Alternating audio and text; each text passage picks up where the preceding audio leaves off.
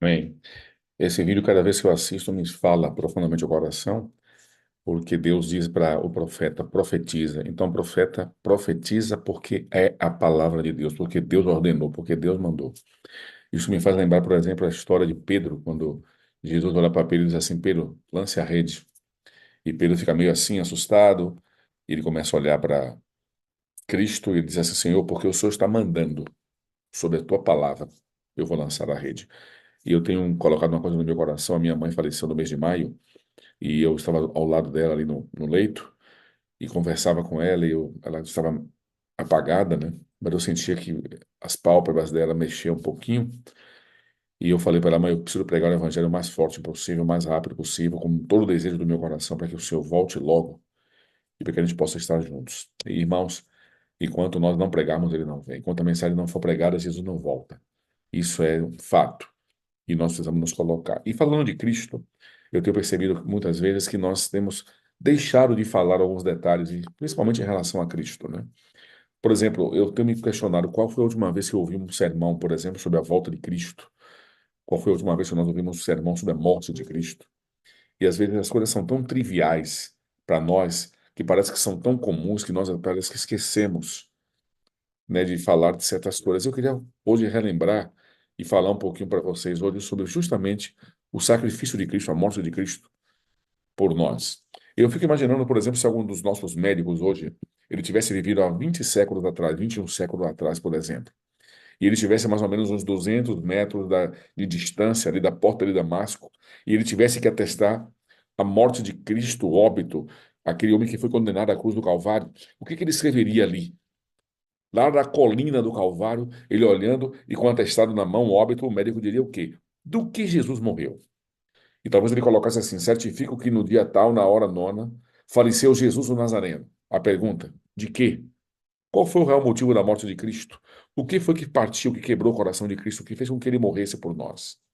Algumas pessoas poderiam argumentar dizendo o seguinte: bom, assim à distância, nós não podemos dar um laudo, não podemos dar uma autópsia, não podemos dizer o porquê a morte de Cristo. Eu creio, isso é verdade. Mas a Bíblia, a palavra de Deus que nos dá segurança, que nos dá alegria, ela nos leva a vários elementos que de nós podemos pensar e que nos são certeiro, verdadeiro, de que nos permite tirar conclusões de confiança através da sua palavra.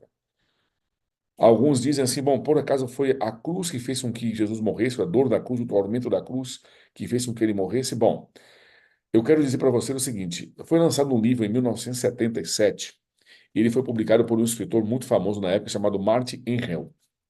O título desse livro era Crucificação. E ele começou a tratar histórias da crucificação e muitos aspectos que incluíam e a forma como isso era levado a cabo, como é que eles faziam com isso. E ele pegou relatos de muitos homens, histórias, ouviu muitas coisas e começou a relatar. E entre elas, ele começa a dizer, por exemplo, que alguns fatos nos permitem entender que as dores de um crucificado eram muito mais cruéis do que habitualmente nós imaginamos. Era uma dor imensa. A gente tenta imaginar um pouquinho de Jesus na cruz ali, morrendo por nós, mas nós não podemos mencionar a grandiosidade da dor, por exemplo, que ele passou. Nesse livro, Martin Enz diz o seguinte, que os pintores, eles começaram a pintar alguns quadros de Jesus crucificado e depois eles colocaram uma forma de execução que isso é uma dor extraordinária. Os achados arqueológicos, por exemplo, eles nos indicam que ficam a dever muito o que está pintado em um quadro. Martin Henry diz que as pessoas tentam pintar um Jesus crucificado, meio sorrindo na cruz, de lado, e ele diz assim: a gente não imagina a dor e a intensidade que isso era no coração dele. Os condenados à crucifixão, para nós termos uma ideia, primeiro eles eram cruelmente açoitados, a dor era grande. A ira do inimigo, principalmente sobre Jesus Cristo, fez com que ele açoitasse. Ele queria fazer de tudo para que Jesus pudesse desistir da cruz. Os condenados eram açoitados. O açoite era um instrumento de castigo desumano, nós podemos dizer assim. O chicote que eles utilizavam, eles tinham mais ou menos de 4 a 5 bolas, algumas esferas de chumbo, que isso era unido a um cabo de madeira. E quando isso batia nas costas, e havia grilhões ali que eram mais ou menos como anzóis, que ficavam em todas as partes, e quando aquilo batia no corpo, ele grudava no tecido, na perna, na carne, perdão, e ali quando aquilo puxava, rasgava de maneira extraordinária a pessoa que estava sendo condenada. Cada bola dessa deveria mais ou menos uns 2 centímetros. E dali os grilhões de ferro. Imagina aquilo segurando em um homem, e quando o soldado queria atirar, ele colocava os pés nas costas, segurava no cabo do chicote e puxava com raiva, aquilo rasgava. As chicotadas que Jesus Cristo recebeu foi sem misericórdia. As chicotadas que ele recebeu foi para que ele desistisse da cruz do Calvário, para que ele desistisse de morrer por nós, para que ele pudesse virar as costas e voltar para o céu, destruir talvez a humanidade, e nós estaríamos todos perdidos. O açoite, ele não somente rasgava a pele, mas ele também destroçava os músculos e os tecidos. Todos aqueles que falam sobre a crucificação dizem sobre isso. O açoite em excesso, o réu poderia morrer ali mesmo. E eles dariam 40 chicotadas. E nunca na história alguém contou com tanta precisão chicotadas nas costas de um homem como fizeram com Cristo. Os carrascos, por exemplo, que açoitavam a Cristo, eles cuidavam para que o condenado não morresse durante os açoites. Eles queriam que ele estivesse suficientemente vivo para que pudesse sofrer a agonia, sofrer a crucificação, gritar, viver infeliz, ver o seu sangue derramado. Isso foi o que fizeram com o nosso Salvador Jesus Cristo. Eles soltaram Barrabás, diz a Bíblia, Mateus capítulo 27, verso 26, diz: soltaram Barrabás e depois de ter açoitado a Jesus Cristo, ele foi entregue para ser crucificado. Eu tento pensar mais ou menos a cena de Barrabás olhando para Jesus Cristo e pensando em seu coração: quem é este homem que vai morrer em meu lugar? Ele ouviu a fama de Cristo, ele sabia da fama de Cristo, ele sabia que Jesus fazia o bem. Talvez no seu coração Barrabás odiasse Jesus Cristo porque ele era bonzinho, porque ele era um santo, porque ele curava as pessoas, porque ele ajudava as pessoas, quando Barrabás queria ser um revolucionário. E nesse encontro agora, os dois olhando um para o outro, Barrabás baixa a cabeça e imagina: quem é este homem que morreu em meu lugar? Por que que ele vai morrer em meu lugar? Ele é totalmente contrário aos meus pensamentos, à minha vida, às minhas ideias. Quer dizer que então o coração de Cristo, embora sofresse muito, ele não foi quebrantado pelos açoites. Então a pergunta volta: Jesus morreu por quê? De quê? Bom, para eles poderem entender um pouquinho do detalhe da crucificação, a execução, primeiramente, ela era pública, eles não tinham misericórdia. Depois de açoitado, depois de todo ensanguentado, eles pegavam o réu, conduziam a alguma rua, alguma praça, né, algum lugar repleto, onde tinha muita gente, e ali eles deveriam executar a pessoa. Primeiro que eles passavam a vergonha de estar sendo açoitado, a vergonha de estar pagando talvez por um erro. Jesus não tinha um erro, não tinha por que pagar. Eles eram submetidos ao escárnio, ao castigo, à vergonha pública. Já estiveram num lugar, num ambiente onde tinham muitas pessoas, e talvez alguém olhou para você e falou com a voz mais alta, a gente baixa a cabeça, a gente fica envergonhado, a gente tem vontade de se esconder. Imagine alguém açoitado, ter que ser levado à cruz e passar na frente de todos para que a sua vergonha seja pública. Quando nós falamos do condenado à crucificação, nós queremos dizer que eles eram despidos completamente. Tiravam todas as suas roupas. Eles eram completamente nus ali, crucificado. Eles eram expostos ao ridículo e à crítica de todo o público. As pessoas olhavam para eles e balançavam a cabeça. Aliás, haviam pessoas naquela época que passavam por Jesus e balançavam a cabeça. Outros cuspiam, outros criticavam. Às vezes eu fico me pensando no meu coração, se eu estivesse ali naquele momento, qual seria o meu sentimento? Cuspiria? Fugiria? Balançaria a cabeça? Faria um comentário sobre ele? Aliás, hoje, como cristãos, como estamos vivendo a nossa vida, apenas acompanhando o que Jesus fez, apenas nos beneficiando daquilo que ele fez por nós. E eu repito a dizer o que eu falei no início: se nós não pregarmos, se nós não falarmos, se nós não anunciarmos o evangelho, ele não vem. Isso é um fato, ele disse que só virá quando o evangelho for pregado. Se nós estivéssemos ali naquele momento, olhando para a cruz de Cristo, olhando para Jesus sangrando na cruz do Calvário, qual seria o nosso sentimento? Existia um outro homem chamado Sêneca, e ele se refere aos soldados, eles diziam que eles eram sádicos, eles eram impiedosos. E quando algumas pessoas deveriam ser crucificadas nesse livro, Martin Engel diz, por exemplo, que quando eles queriam fazer com que o condenado sofresse, eles cravravam na cruz até mesmo o seu órgão sexual. E eu não duvido que tenha acontecido isso com Cristo, porque imagine que Satanás faria de qualquer coisa para poder fazê-lo desistir, para poder fazê-lo abandonar a sua fé, para poder desistir de nós. Embora os artistas cubram, né, os seus quadros piedosos e compassivos, quando nós vemos um Jesus Cristo de tanga, como eu falei, uma pintura que ele está com o rosto de lado, com o queixo sobre o ombro e um sorriso lá embaixo, isso não é verdade. Eles pintam Jesus Cristo com uma sunga, uma tanga, um pano branco, isso não é verdade. A palavra de Deus diz que ele foi crucificado despido, eles não pouparam a vergonha de Cristo. Eles não pouparam a vergonha de crucificá-lo e despido antes da crucificação. Assim como nós vamos nos evangelhos, Mateus capítulo 27, no verso 35 diz isso, Marcos diz isso, Lucas diz isso, João diz, eles repartiram entre si, João 19, 23 e 24, as suas vestes, eles repartiram em quatro partes as vestes, e as túnicas, eles lançaram sorte. A Bíblia diz que foi Deus que, mediante escuras trevas, ele ocultou misericordiosamente a indecorosa cena dos olhos impúdicos da multidão. Durante esses 3 últimas horas da vida de Cristo, Deus fez com que nuvens escuras descessem sobre o seu filho para poder esconder a sua vergonha. Embora as dores da crucificação fossem intensas, existem outros detalhes, por exemplo, do relato bíblico, que sugerem que não foram os tormentos da cruz que mataram Jesus Cristo. Aí a pergunta volta ao nosso coração: então por que ele morreu? De que ele morreu? O que foi que fez com que o coração dele partisse, fosse ferido, sangrasse, fez que quando ele, angustiado na cruz, morresse? Existem alguns detalhes também que são significativos. Por exemplo, São Lucas, ele era médico. E quando ele escreveu o seu evangelho, ele disse que o Senhor havia clamado em grande voz, e depois de clamar, ele morreu, ele gritou desesperado na cruz. Mateus declara a mesma coisa quando diz Mateus 27:50, e Jesus clamando outra vez em grande voz, ele rendeu o seu espírito. Se nós olharmos para o Monte do Calvário, nós veremos o seu corpo convulsionando na cruz do Calvário. Enquanto as trevas cobriam seu corpo, um agudo e penetrante grito de dor, de angústia, de desespero, de lágrimas rasgou os ares naquele dia, e era o grito da boca daquele que criou o universo. Daquele que, quando fala, as coisas acontecem. Daquele que disse lua, sol, estrelas, e as coisas aconteceram. Dessa mesma boca agora barda um grito de dor, de angústia. João estava ali, o discípulo amado. E João, ele viu tudo com seus próprios olhos. E João ainda acrescenta dizendo: contudo, um dos soldados lhe furou o lado com uma lança e logo saiu sangue e água. Isso está no João capítulo 19, verso 34. Água, sangue. Dois líquidos totalmente diferentes. Se estivesse misturado, ele seria visto como sangue, mas era sangue e água. Ele faz questão de dizer isso no seu relato, no seu livro, no seu evangelho.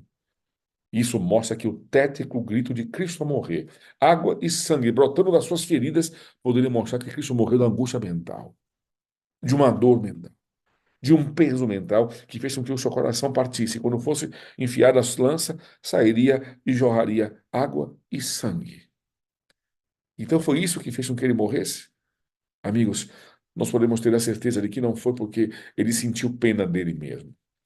Quando nós vamos ao livro de Lucas, por exemplo, ele demonstra que a atitude de Jesus, quando caminhava à cruz do Calvário, ele disse: não, não tenham pena de mim, mas antes olhar para você e para os vossos filhos.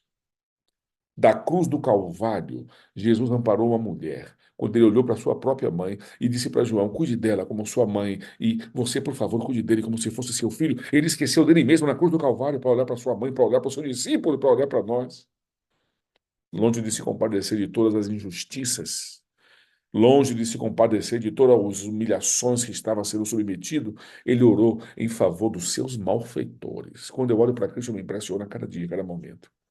Quando eu percebo e vejo as reações de Cristo e as nossas reações como cristãos, quando nós olhamos as reações de Jesus Cristo, quando ele tratava as pessoas, quando ele olhava nos olhos das pessoas, quando ele estendia sua mão, quando ele abraçava alguém, quando suas palavras eram impressionantes aos corações, eu me fico envergonhado. Parece que eu estou muito distante da realidade, muito distante do ideal que ele tem para a minha vida. E eu pergunto para você nessa manhã, e qual é o ideal que Jesus Cristo tem para a sua vida? Da cruz ele pensou, e ele olhou para sua mãe e cuidou dele. Ele esqueceu da sua dor para pensar em nós. Ele esqueceu da sua dor para olhar para nós. Ele esqueceu da sua dor para mudar a nossa vida. Ele esqueceu da sua dor para nos dar sabedoria, liberdade e vitória sobre o pecado. Longe de se compadecer da justiça, das humilhações que Jesus estava sendo submetido, ele olhou para os seus malfeitores e disse da sua boca: Pai, perdoa-os, porque não sabe o que faz. Quando eu olho para Cristo, eu me impressiono. Quando eu penso em Cristo, as lágrimas querem correr nos meus olhos. O apóstolo São Paulo, por exemplo, depois de convertido, quando ele recebe as suas revelações, ele completa o quadro e ele diz assim: Jesus Cristo morreu pelos nossos pecados. Quando eu posso ver a piedosa escritora Ellen White, Ela diz o seguinte, no livro Desejado de Todas as Nações, na página 561, ela diz assim: não foi o temor da morte que oprimiu o coração de Cristo. Não foi a dor, não foi a angústia da cruz que fez com que isso lhe causasse uma inexplicável angústia. Não podia explicar em letras, não podia explicar com palavras, nem com seus pensamentos a angústia que Jesus passou. E ela continua dizendo: ele sofreu o que há de experimentar o pecador, quando não mais a misericórdia interceder pela raça. E eu não gosto de pensar, nem parar algum tempo para pensar sobre isso, mas imagine quando o Espírito de Deus for retirado da terra. Imagine a angústia nos corações. Imagine a infelicidade de pessoas que vivem um pouquinho longe de Deus, um pouquinho fora do Espírito de Deus, ou mesmo sem o Espírito de Deus. A vida, a angústia, o desespero, as lágrimas, as lutas, a infelicidade. Não falta, não tem alegria nos seus corações. E uma das infelicidades que nós podemos viver, ou talvez a maior de todas, é imaginar que nós estamos afastados dele. É imaginar que nós não estamos em suas mãos. É imaginar que nós não somos guiados por ele. Talvez nossa vida possa ser como osso seco, sem vida, infeliz, com mau cheiro. Um osso que está se desfazendo. Mas quando o Espírito de Deus vem sobre nós, quando a palavra de Deus vem sobre nós, certamente nós temos vida. E a única energia, a única vida, a única segurança, a única alegria que realmente nós deveríamos ter. Eu li certa vez que um cristão, ele sonhou que estava presenciando um momento em que Jesus estava sendo açoitado. E o coração dele se comprimiu de dor diante daquela cena, ao tal ponto que ele sonhou que se lançou sobre os malfeitores para impedir que continuasse castigando a Cristo. E agarrando em suas mãos, agarrando no punho do malfeitor, ele não queria que o chicote chegasse até Cristo, que batesse em suas costas. Então, que foi quando o malfeitor virou o rosto e olhou para ele, e ele segurando na mão daquele homem, e quando ele fixa os olhos naquele malfeitor, no homem que estava com o chicote na mão, ele viu o seu próprio rosto. E desesperado, ele despertou, sentindo que foi ele que havia crucificado Jesus Cristo. Nós somos os malfeitores dessa história. Nós os crucificamos, nós o levamos à cruz, nós mentimos, nossas falsidades, nossos erros. Quando eu penso sobre isso me fala ao coração, me fere. Aliás, o apóstolo Paulo em Coríntios diz: eu vos entreguei o que também recebi, que Jesus Cristo morreu pelos nossos pecados. Mas por que que foi assim? Foi por incapacidade dele? Não. A palavra de Deus em Mateus diz que ele poderia ter clamado a 12 legiões de anjos e que viriam imediatamente, estavam dispostos a vir para tirá-lo da cruz, para salvá-lo. Mas ele não fez. Ficou calado, chorando, sofrendo e pensando em você. De fato, o poder no anjo simples poderia derrubar todos os soldados da face da terra. Mas ele não poupou a sua vida, mas ele se entregou por nós. Aliás, eu nunca vi um homem tão disposto a morrer como Cristo, tão disposto a ir à cruz como Cristo, tão disposto a dar a vida como Jesus Cristo. E uma certa vez eu li uma coisa que me falou o coração. Disse que devido a uma desordem que havia muito na escola, principalmente numa classe de aula, o professor e seus alunos, eles resolveram então fazer alguns regulamentos, né, para que garantisse a disciplina na sala, a disciplina na escola. E com o regulamento ele não tinha misericórdia. Eles decidiram que pessoas que sofressem infelicidade, pessoas que fossem infratores, deveriam sofrer um castigo severo. E esse castigo deveria ser 10 reguadas nas suas costas. E sempre naquela turma havia alguém que levava o lanche sumia, eles não sabiam por quê, eles queriam descobrir quem era que roubava o lanche. Então, eles começaram a colocar isso em prática. Levaram para os alunos, explicaram o que aconteceria e disseram: se alguém perder um lance, se roubar um lance, se nós pegarmos em flagrante ou não, e descobrirmos quem foi, a condenação vai ser 10 reguadas nas costas. Um certo tempo passou, tudo estava calmo, de repente volta-se o delito. E roubaram o lanche de um menino que nós podemos chamar de Joãozinho. Ele era um rapaz forte da classe e ele levava o seu lanche para comer durante o recreio, como a maioria dos seus colegas.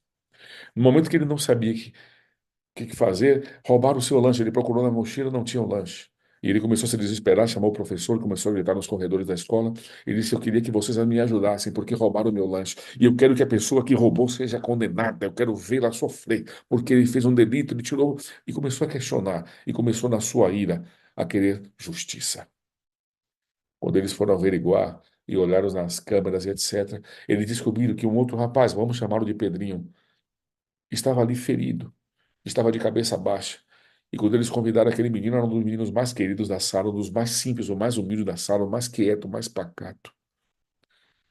Quando o professor chamou Pedrinho, disse: Olha, filho, nós descobrimos o que você fez. Estava ele, o diretor da escola, e disse: Você agora vai precisar pagar pelo seu erro. Pedrinho gritou e disse: Professor, por favor, não faça isso. Não me leve na frente dos amigos, não me envergonhe na frente de todos. Não revele o que eu fiz, por favor, me ajude. O professor disse: Não, você vai ter que pagar por seu erro. Você vai ter que pagar porque você cometeu um delito. Ele disse: Professor, por favor, não faça isso. O professor o puxou pelos braços, levou em frente à classe, todos estavam olhando para eles, o João estava olhando para ele com um senso de justiça, ele queria que o menino sofresse por causa do seu delito. E o Pedrinho, em lágrimas, ele suplicou para que todos pudessem perdoá-lo. Ele disse que havia roubado o lanche porque ele não tinha o que comer na sua casa, porque a sua mãe estava desempregada, o seu pai estava numa cama, ele tinha mais três irmãos. Mas o erro não justifica. Um erro não justifica o outro. Pecado tem que se pagar. Pecado tem que ter um preço. Pecado se paga. Pecado não se perdoa. Pecado é perdoado porque alguém pagou. E quem pagou pode perdoar, porque senão não haveria perdão. Quando a classe olha para aquele menino, alguns estavam chorando porque sabiam que ele era um menino quieto, um bom menino, um menino calado, um menino de cabeça baixa. E quando ele começou a relatar, eu roubei o lanche porque eu não tenho o que comer na minha casa. Vocês têm, eu não tenho. Não estou me desculpando por isso, mas por favor me perdoem. O João olhou para ele com aquele óleo de ira e, balançando a cabeça, queria ver justiça. De repente, o professor olhou para ele e disse: Filho, nós não podemos fazer nada. A lei existe para ser cumprida. E disse para ele: Por favor, retire sua camisa. Ele tinha uma régua de mais ou menos 1,5 metros na mão, de madeira. O professor estava olhando para ele. O professor não queria fazer aquilo, mas tinha que fazer, porque a lei exigia isso. Foi um regulamento, não deveria ser transgredido, deveria ser cumprido. Ele tirou seu casaco, tirou a sua camisa e os alunos poderiam ver as costelas que ele tinha, poderiam contar as costelas que ele tinha. Sua calça estava segura por um cordão. Ele não tinha nenhum cinto. O professor pegou a régua e levantou, olhou para ele, fez com que ele virasse de costa para a turma e ali apareceu mais fortemente as suas costelinhas e o professor veio e deu a primeira reguada. Todos tremeram na sala, ele caiu quase no chão, dizendo: Professor, por favor, não me bata, por favor, não faça isso. Eu não vou aguentar, não vou suportar. Eu errei, eu pequei. Eu queria apenas dar alimento para minha família. O professor disse: Eu não posso fazer nada, filho. Você sabia da lei, você transgrediu. Quando o professor segurou no braço dele para levantar a segunda reguada, todos estavam em lágrimas. Ele começou a chorar, disse: Por favor, não faça isso, por favor, não faça isso. Quando o professor levantou a régua, o dono do lanche, o João, levantou as mãos e gritou: Professor, professor, deixa eu lhe fazer uma pergunta. O professor parou, olhou para ele assustado e disse: Faça, ele disse: Por favor, não bata mais nesse rapaz. E o professor disse: Filho, regulamento é regulamento, erro é erro, as coisas precisam ser cumpridas, ele tem que receber o castigo. O professor disse, e aquela criança disse: Professor, o senhor vai dar uma segunda reguada nele? Ele disse: Claro que sim. E ele disse: Por favor, dê em mim, porque eu não vou suportar vê-lo sofrendo. Às vezes eu trago lanche, às vezes eu não como lanche, às vezes eu dou uma mordida no lanche e jogo no lixo. Mas quando eu ouvi as palavras desse menino, quando eu vi que ele errou, como eu vejo que ele não tem como pagar, eu quero, como dono do lanche, estar no lugar dele. Entenderam o que eu quero dizer, meus queridos irmãos e amigos? Jesus Cristo é o dono do lanche. Jesus Cristo pagou o preço que eu deveria pagar. Jesus Cristo não cometeu transgressão que eu cometi. Ele não cometeu os erros que eu cometo. E além do mais, erros que nós acariciamos, abraçamos, gostamos e não choramos mais por ele. Qual foi a última vez que nós choramos pelos nossos erros? Todos os dias temos estado na sala, temos buscado a Deus, temos clamado a Deus, temos pedido o Espírito Santo, mas a gente parece que não mexe nada, não muda nada em nossos corações, parece que não muda nada em nossos sentimentos, parece que não muda nada em nossas vidas, e me incomoda quando eu entendo que a palavra diz que Deus quer derramar sobre nós o Espírito, é desejo do coração de Deus. E por que que não muda aqui dentro? Será que eu tenho buscado de maneira correta? Será que eu tenho olhado para a cruz de maneira correta? Será que os meus sentimentos se assemelham ao sentimento de Cristo? Será que eu tenho me voltado, me debruçado, me colocado nas mãos de Deus e sob a sua palavra? Jesus Cristo é o dono do lanche. E ele veio e pegou, pagou meus preços. A Bíblia diz que fiel é a palavra e digna de toda aceitação que Jesus Cristo veio ao mundo com o único objetivo para salvar você e a mim. E Paulo diz assim: para salvar os pecadores, dos quais eu sou o principal. Eu preciso entender que não sou nada, que eu não sou de ninguém. Como dizia um ex-professor nosso na faculdade, pastor Luiz Nunes, ele dizia: somente pela graça. É só pela misericórdia de Deus, é só pela graça de Deus. Quando nós vemos, por exemplo, a história do Vale dos Ossos Secos, o profeta não acreditava, ele não entendia, ele sentia mau cheiro, ele não queria estar ali, ele queria estar distante. Aí vem um Deus Todo-Poderoso e diz para ele: esses ossos podem reviver? Ele diz: Senhor, só tu o sabe. Deus sabe, Deus fez, Deus faz, Deus quer transformar a minha vida. Deus quer transformar a tua vida. Sabe o que foi que quebrou o coração de Cristo? O que quebrantou seu coração? Não foram o sofrimento dos açoites na cruz do Calvário. Nós o fizemos. Nós fizemos com que ele sofresse. Quando nós pensarmos naquela chicotada nas suas costas, nós deveríamos fechar os olhos e imaginar que eu dei a chicotada, como aquele rapaz da história que, quando virou o malfeitor, ele viu o seu rosto. Quando nós pensarmos em Jesus sendo cravado na cruz, eu deveria pensar que eu segurei os cravos, que eu segurei o prego e eu cravei na cruz. Quando eu olho para ele despido na cruz e ferido, eu preciso ver que o seu rosto está dilacerado porque eu dei chicotadas nele. Nós o fizemos. Nossas mentiras, nossas cobiças, nossos adultérios, nossos roubos, nossos erros, a nossa idolatria ou qualquer outro pecado. E nós oramos, choramos, clamamos, pedimos o Espírito. E parece que ele não vem sobre nós. Quando nós olhamos o nosso dia a dia, parece que não tem um crescimento espiritual. Nós temos nos afastado da palavra de Deus. Nós não nos debruçamos e matamos o nosso eu para que ele viva em nós. Porque Jesus nos amou, meus irmãos e amigos.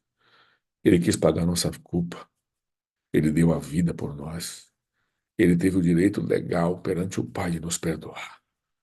Ele ocupou nosso lugar, ele carregou nossos pecados e ele fez com que nossos corações ficassem feridos. Ele morreu com a dor, olhando para mim, dizendo: Pai, vai valer a pena eu morrer por ele. Vai valer a pena eu morrer por você que está nessa sala. Vai valer a pena eu morrer por ela. Vai valer a pena eu morrer por ele. Vai morrer aquele que passa por dor, porque passa por angústia, que está com o casamento ferido, que está com seus filhos no erro. Jesus disse: vai valer a pena. Eu quero terminar de fazer uma pergunta nessa manhã. O que você fará? Quando nós olhamos para o sacrifício de Jesus Cristo, eu preciso tomar apenas uma decisão. Eu preciso crer e me entregar. Porque a palavra a Deus diz que Deus amou o mundo de tal maneira que ele deu o seu Filho único, unigênito, para que todo aquele que nele crê não pereça, mas tenha vida eterna. Quando eu olho para a cruz de Cristo, quando eu olho para o sacrifício de Cristo, a minha vida precisa ser transformada. Eu preciso me encher do Espírito, eu preciso clamar pelo Espírito, eu preciso deixar os meus erros e gostos particulares de lado. E eu queria convidá-los nessa manhã a nos prostrarmos mais uma vez perante os seus braços, a olharmos nos seus olhos, a ver na cruz. E que todas as vezes que nós pensarmos em nos aproximar do pecado, que a gente possa olhar para a cruz de Cristo e ver um flash da cruz de Cristo em nossa mente. E que nós possamos desviar o caminho, fugir do caminho, e olhar para a cruz e nos abraçarmos e dizer: Senhor, me perdoa. E que possamos abandonar nossos erros, nossos pecados. Que Deus nos enche do seu Espírito. Vamos orar? Querido Deus, te damos graças por Jesus Cristo. Te damos graças pelo seu nascimento, pela sua vida, pela cruz, pela sua morte, pela sua ressurreição e pela promessa da tua volta. Que possamos odiar o pecado. Que possamos, quando pensarmos nos aproximar do pecado, olhar para a cruz e ver o seu sangue sendo derramado. Que possamos, como disse a profetisa, todos os dias, durante uma hora, imaginar a tua morte. Porque isso vai sensibilizar o nosso coração e vai nos aproximar do Senhor. Que nossos dias sejam incansáveis em ler a tua palavra. Que possamos nos debruçar sobre ela e seguir os teus princípios. Transforma a nossa vida. Obrigado pela tua morte. E que o Senhor possa voltar logo. Nos encha do teu espírito. Que possamos pregar o Evangelho para que o Senhor venha. E que um dia possamos estar para sempre ao teu lado. É o que nós suplicamos por Jesus. Amém. Amém. E eu vou trazer aqui para nós conversarmos um pouquinho no testemunho de hoje. É o testemunho de um guerreiro, viu? Um grande guerreiro. Tá aqui, ó. Edson Guerreiro Teles, mais conhecido como Edinho. Tem muita gente que não conhece como Edson, conhece como Edinho. O Edinho vai abrir ali o microfone dele, porque de olho aqui em tudo que está acontecendo, tá o pastor Aliomar Baleiro. Olha aí, ó. É uma graça. Nunca imaginava, né, que eu ia trazer o senhor aqui, mas eu estava olhando, esse bigodão é muito bonito, viu? E eu trouxe o senhor aqui para fazer uma oração aqui pelo Edson Guerreiro. Edson, agora acho que dá para você abrir seu microfone aí, ver se você consegue abrir seu microfone. Já mandei também um pedido para abrir o microfone para o pastor Aliomar. Já chegou aí o pedido? Já abriu. O Edson também. Ambos já abriram o microfone. Bom dia, pastor Aliomar. Trouxe o senhor assim a queima-roupa aqui, mas pastor está sempre pronto e preparado, não é verdade? É claro, é claro, é claro. É sempre um prazer poder participar, sempre um prazer.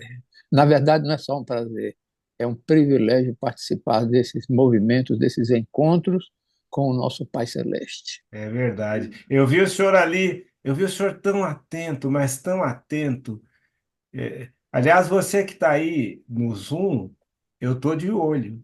Você pensa que não, mas eu tô de olho. Tô vendo você daqui, viu? Cada movimento, cada movimento. Pastor Aliomar, ora por gentileza, por esse momento especial do testemunho, para que o Espírito Santo possa conduzir cada palavra, cada detalhe, e que vidas sejam transformadas, tá bom? Ok, então oremos. Querido Pai, nós te rendemos muitas graças por todas as bênçãos que tens dado a cada um de nós. São Amém. bênçãos outorgadas com liberalidade. Amém, Adoramos Jesus. a Ti, Senhor, porque és um Deus liberal, porque o Teu amor não tem limites e nem fronteiras. O Teu amor Verdade. nos alcança de tal maneira que a gente não pode fazer outra coisa senão nos quedar perante Ti, Amém. reconhecendo esta grandeza, reconhecendo este amor infinito que às vezes dá um nó na cabeça da gente quando a É gente pensa verdade. nisso. É verdade. É tão profundo, Pai, é tão profundo. É tão maravilhosa a maneira como trabalhas conosco. Nós te agradecemos por isto e te pedimos, querido Pai, que tu conduzas esses momentos, que tu Que assim estejas seja. presente no coração, não apenas do pastor Esmeraldo, mas do irmão Edson. Que a tua graça, Amém. que o Amém. poder do Espírito Santo esteja com eles, esteja conosco, a fim de Amém. que alegremente nós continuemos neste caminho, como a tua serva viu, alto, estreito e acima do mundo. Deus seja Habita em louvado. nós, Pai, habita em nós, Amém. habita em nós. Dá-nos teu Espírito de maneira que as pessoas vejam no nosso rosto que o Senhor está conosco. Que Que as assim pessoas seja. vejam nas nossas mãos, nos nossos pés, no nosso viver, que somos a habitação do Espírito Santo. Vem habitar entre nós, Pai. Amém. Amém. Tem misericórdia. Passeia nos nossos ambientes. Não Amém. apenas nos ambientes domésticos, mas no ambiente de trabalho, no ambiente de escola. Que o Senhor esteja sempre presente conosco, enternecendo, animando, fortalecendo, tornando-nos perseverantes no Senhor. É verdade. Abençoa, Pai, abençoa. Pedimos agradecidos no nome de Jesus. Amém. Amém. Amém. Amém. Amém. Amém. Amém. Pastor Aliomar, eu amo o senhor. O senhor é muito fofinho, viu? Tinha que dizer isso. Grande dia, Irmão, pastorzão. Obrigado. Pastor Que Deus Esmeralda, abençoe. eu amo vocês também. Amo, amo com amor especial. Preciso de Amém. você para ser feliz. Eu estou aqui nos Estados Unidos e eu digo para as pessoas conhecidas e desconhecidas. Eu ontem disse para uma moça numa lanchonete, eu disse assim, menina, posso lhe dizer um negócio? Ela disse, pois não. Eu disse, eu amo você e preciso de você para que eu possa ser feliz. Se eu não disser assim, a frase não tem sentido. Eu amo você e preciso de você para que eu possa ser feliz. E ela sorriu e disse, tem mais para lhe dizer. Eu amo mais a Deus porque você existe. Ela era árabe. Ela era, não, ela é árabe. Me deu um abraço. Sabe aquele abraço carinhoso, agradecido. Ela disse, nunca ouvi isso antes. Que Mas, coisa, né? mas o Senhor tem poder de tocar no coração, né? A gente fica feliz. Deus É abençoe vocês aí. verdade. Grande dia, pastorzão, pastor Amém. fofinho, viu? Pastor Aliomar. É uma bênção. Bom dia, Edinho. Vou te chamar de Edinho. Você está falando de onde, Edinho? Bom dia, meu querido. É um prazer, viu, pastor, estar com vocês aqui. E eu estou falando aqui de Itaim Bibi, do bairro, né? São Paulo, tá? Itaim Bibi, na É cidade de São Paulo. Então aí, isso. pelo jeito, está frio também, né? Eu estou vendo aí, né? Olha, pastor, eu vou falar uma coisa incrível que está acontecendo comigo aqui. Eu tenho muito frio, mas olha, eu tô quente aqui, viu? Não tô Hoje, sentindo frio, não. É uma coisa impressionante, viu? hoje você está com calor, Certeza, né? tenho certeza que é o poder de Deus, do Espírito Santo mesmo. É verdade. Deus o trouxe hoje, o Espírito Santo trouxe você e a mim hoje também, né? E aos demais que estão aqui, mas você Certeza. especialmente para compartilhar o testemunho de vida, né? O que Deus tem feito na sua vida, na vida da sua família. É, Fala um pouquinho para a gente, Edinho, da sua infância e de como você entregou o seu coração a Jesus, as influências religiosas, né, que você teve, é, na sua infância, na sua adolescência. Pastor querido, antes eu posso fazer algumas considerações? Pode. Posso. Eu quero agradecer, né, a Betânia, que hoje é secretária da Igreja do Bosque, né, e também secretária da associação. Foi ela a primeira vez que ela me passou o link da sala, né, Que associação que é, Edinho? Associação Paulistana, Paulistana. E aqui a de Santo Amaro. secretária da associação e secretária da igreja, você Exato, vai Betânia. repetir o nome aí, foi quem mandou o link para você. Foi irmã Betânia, né? E Betânia. depois também veio a irmã Filomena também, que já faz parte da minha história em Campinas, né? Tá? E, e assim eu comecei a entrar na casa já no começo mesmo da sala, né? Da sala 57. No começo eu comecei a entrar e vendo o pastor Wagner, aquilo ali me emocionou, porque tudo aquilo que eu já tinha aprendido com o Espírito Santo, a sala ela veio assim como me dando assim algo, falando para mim. É essa mesmo a, a igreja que Deus me mostrou, porque Segura agora tá, aí, como diz o pastor Wagner, segura aí, porque essas considerações são as considerações finais. Vamos começar lá é, pela sua infância e no é, final a gente chega na sala 57, como que você veio para cá. Fala para a gente um pouquinho. Você falou que era de uma família que não tinha muitos recursos financeiros e que vocês receberam uma influência religiosa, especialmente da parte do seu pai, que era espírita, né? exato. Então, isso daí foi no interior, né, de Igarapava, próximo ali a Uberaba, que é a divisa, né, que inclusive também tem irmãs nossas ali que assistem a sala, que é a Noemi e a Dirce. Então eu nasci ali, em Igarapava, né? E já com 6, 7 anos eu já sabia mais ou menos discernir as situações, né? E ali naquela cidade, o meu pai era espírita ali e já fazia curas, né? E tanto que por causa disso ele foi abordado ali pela polícia, porque os médicos da cidade pequena estavam vendo que os pacientes não procuravam eles, procuravam meu pai, né? E por causa disso ele foi até mesmo preso, né? E passamos ali por umas situações bem complicadas. E depois dali, o meu pai, Deixa eu só, esse, seu pai era uma espécie de Chico Xavier ali, né? Como você falou. exatamente, Fazia é isso curas, mesmo, as pastor. pessoas procuravam. Esse era o Exatamente. trabalho dele? Ele ganhava alguma coisa por isso, para sustentar a família? Na realidade, o meu pai, ele era cozinheiro e também barbeiro. E nessa época ele estava como barbeiro, né? E na realidade, pastor, o meu pai que fez o parto de toda a nossa, meus irmãos, minhas irmãs, foi ele que fez o parto, junto com uma parteira que ele tinha, aliás, uma auxiliar, nem parteira ela era, tá? E até então, desde os 18, 17 anos, a gente nunca foi em médico, né? Quando ele estava vivo. Era ele que dava os remédios que curava a gente. E depois disso, então, ele resolveu mudar para Campinas, né? E viemos para Campinas sem condições nenhuma, para morar na casa de amigos dele, né? E esses amigos já era diferente da linhagem do meu pai. A linhagem é Allan Kardec do meu pai, né?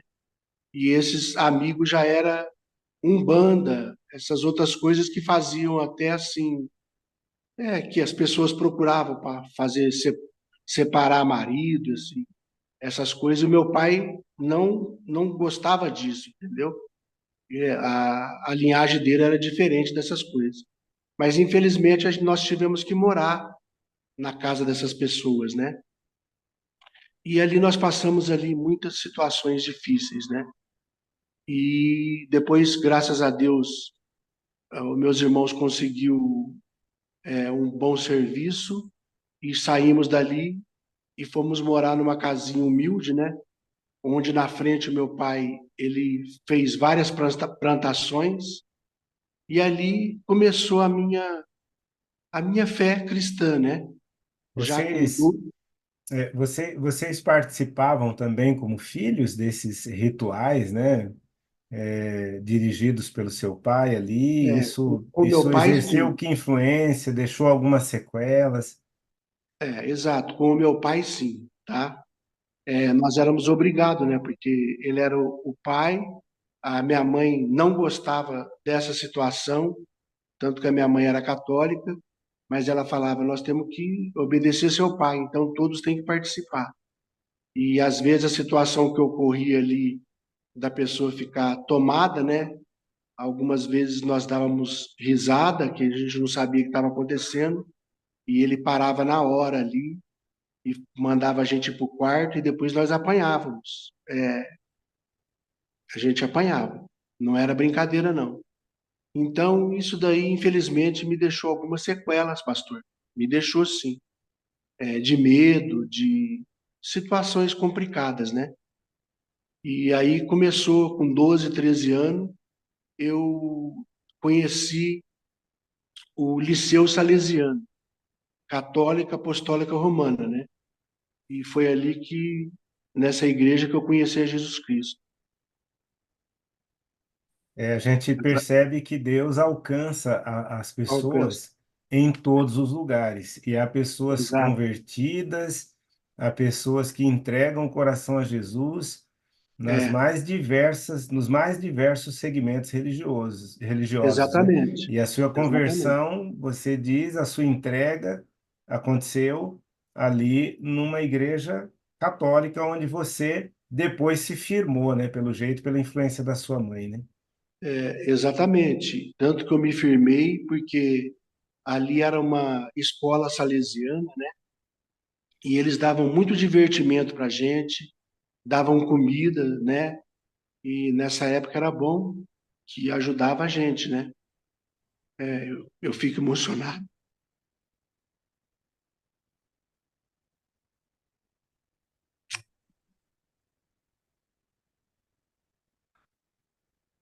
Desculpa aí, pastor. Imagina. É que as lembranças vêm.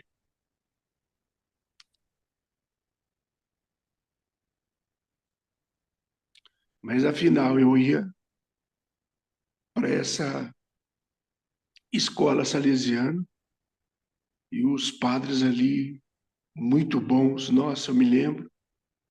Tinha futebol, tinha tudo. Mas o interessante é que tinha também a parte religiosa, que o padre pregava antes da gente fazer as atividades, né? E o interessante é que eu me apeguei mais à parte religiosa do que as brincadeiras que tinha ali. Então, eu já não ia mais para jogar bola ou para comer, né? Eu ia mesmo para ouvir a palavra do padre. E nisso daí, já com 16 anos mais ou menos, um dos padres percebeu isso, me chamou e falou: Olha, Edson, a gente está vendo aí o quanto que você é dedicado, você é coroinha também, e nós queremos te propor para você estudar em Campo de Jordão, que nós temos ali um convento, você ia para lá para você ser padre. Você aceita? Eu falei: Poxa, padre, é o que eu mais quero, é ser padre. Eu quero sim. Fiquei tão feliz, né? Ele falou: Então você vai, conversa com seus pais e que nós vamos te levar para esse convento e você vai estudar e você vai sair de lá um padre. Aí eu fui e falei para minha mãe, todo feliz, alegre, porque no meu coração eu estava com aquela alegria que eu queria ser padre. Aí a minha mãe jogou uma água fria, né? Ela falou: Pelo amor de Deus, eu não quero isso. Você não vai dar essa tristeza para sua mãe e fala para os padres que você não vai, meu filho, e eu vou deixar você continuar indo na igreja deles, mas, por favor, não quero que você fala mais isso, não. E eu obedeci minha mãe. Só que eu continuei ali na igreja católica, onde eu fui batizado, fui crismado, né? Fiz a primeira comunhão, fiz tudo que tinha que ser feito, e aí eu fui crescendo, né? Até os meus 19 anos, eu não perdia nenhuma missa, né? Eu era bem firme, assim. Interessante você dizer, né, que o colégio, né, ali salesiano, né, oferecia uma série de atividades que atraíam as crianças e os adolescentes, né, É isso mesmo, pastor. além do alimento que servia, né? Exato. E embora a princípio você fosse por conta dessas atividades e até dos lanches que serviam, não levou muito tempo para você poder mudar a prioridade, né? E passar a ir pelo interesse religioso. E a gente percebe duas coisas, eu gostaria de chamar a atenção aqui. Primeiro, que existem pessoas dedicadas, né? E que estão ali, inclusive, olhando, né, os dons, os talentos para poder canalizar, né? E também os recursos que a igreja usa, né? Minha filha daqui a pouquinho vai para Escola Cristã de Férias. Ela está Ai, participando da Escola Cristã de Férias. que E ela está bom. levando uma amiguinha dela, que não é adventista, que está estudando a Bíblia por influência dela, inclusive, né? E, obviamente, que ali é criado todo um ambiente e atividades que possam atrair, né, que possam chamar a atenção das crianças, né, para que então depois elas sejam atraídas principalmente pela pessoa de Jesus e do Espírito Santo, que pode mudar e transformar a vida delas.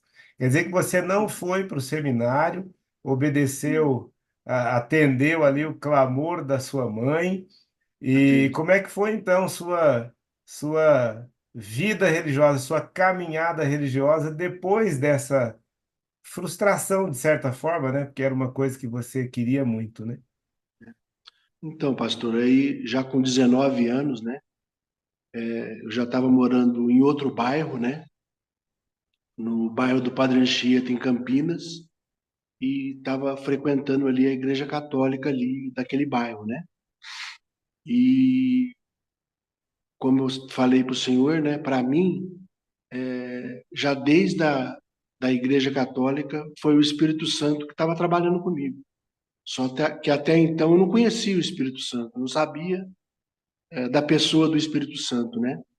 Mas eu acreditava, porque a Igreja Católica, graças a Deus, me ensinou a acreditar no Pai, Filho e Espírito Santo, na Trindade, né? Que isso, para mim, foi fundamental. Mas também não tinha, assim, a Bíblia praticamente, né? Nós tínhamos ali o catecismo. Mas depois o que aconteceu? Dentro da Igreja Católica, começou a surgir um grupo de pessoas lendo a Bíblia, estudando a Bíblia, e eu comecei também a participar desse grupo.